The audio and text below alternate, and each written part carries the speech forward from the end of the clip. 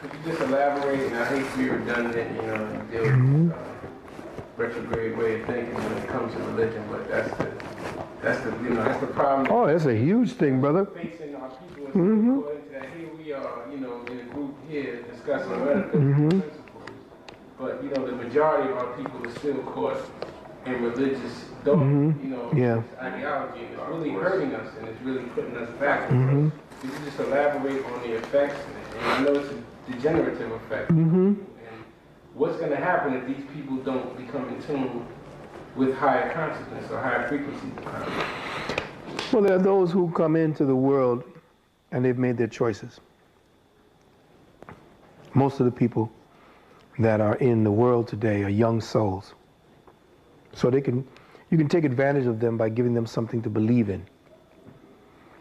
Most people want to be comfortable. They want to be safe.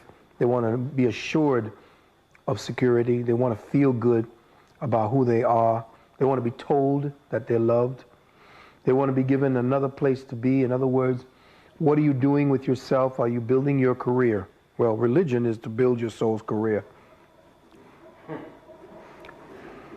So what they're doing now is regimenting religion and using it as the point of reference for everybody now to build the soul's career and to follow the soul, and to allow the soul to follow a track for success, which they call heaven. The problem with that is that there are some people within religion who, and the thing about it is it's so insidious, so well thought out. Remember, these bastards had 1900 years to perfect this shit. Think about the fact that whatever answer you can give to somebody who's religious, they will always have a counter answer that will prevent them from exploring the subject any further.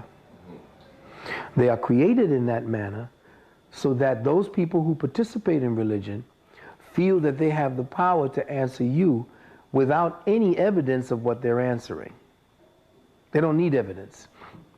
They have this ambiguous mental framework called faith. Faith is built up upon something that you know happened, and thus it says that it's the something of evidence not seen or crap. That sounds like Big Brother. That's a Big Brother programming if ever I heard it.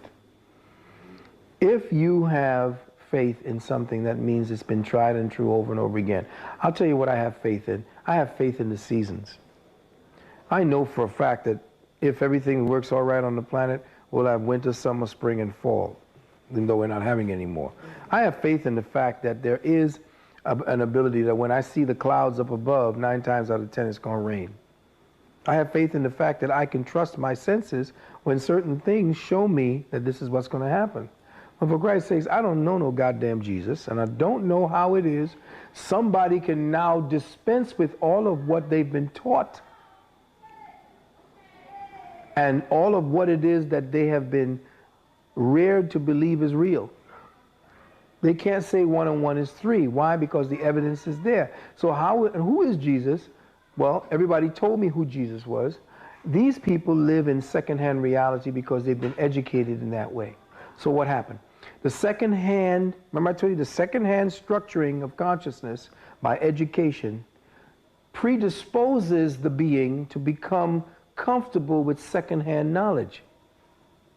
Christianity is a secondhand knowledge of this Jesus Christ. So if you've been conditioned to believe in secondhand experiences all your life, it's nothing to get somebody to believe in a secondhand experience called Jesus Christ. The psychological programming is devious and complete. It's deep.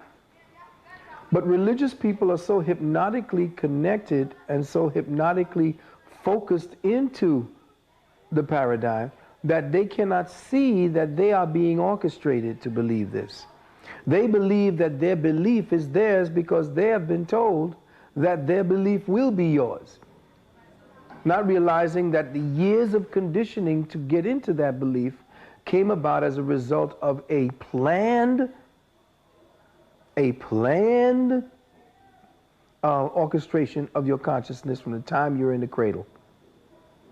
So yes, I know that your frustration of talking to people who is in religion, but it's like talking to people who are asleep.